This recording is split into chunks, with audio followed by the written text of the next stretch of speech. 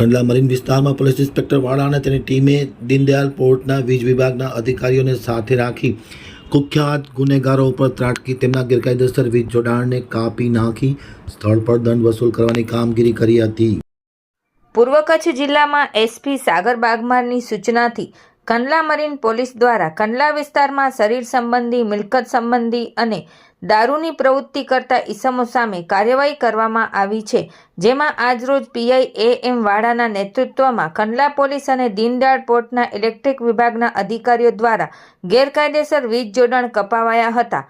નવા કંડલા રેલવે ઝૂંપડાના હુસૈન અબ્દુલ જામ, અજીત ઉર્ફે નનકો જંગ બહાદુર શુક્લા, જલાલ અસલમ ખાન તેમજ બુટલેગરોમાં ફાતમાબેન રહેમાન જામ, હારૂન જુમા ચામડિયા, ઉમરદીન હસન કટિયા, અસલમ હસન કટિયા, સોનબાઈ શોકત અલી જામ અને કનૈયા ચિંતનલી નાયડુએ ગેરકાયદેસર મેળવેલું વીજ જોડાણ પોલીસે કપાવ્યું હતું। આ કામગીરીમાં કંડલા મરીન પીઆઈ એ.એમ. વાડા, પીએસઆઈ વાયપી ગોહિલ તથા કંડલા પોર્ટના ઇલેક્ટ્રિક વિભાગના અધિકારી તથા કર્મચારી અને કંડલા મરીન પોલીસ સ્ટેશનનો પોલીસ સ્ટાફ જોડાયો હતો।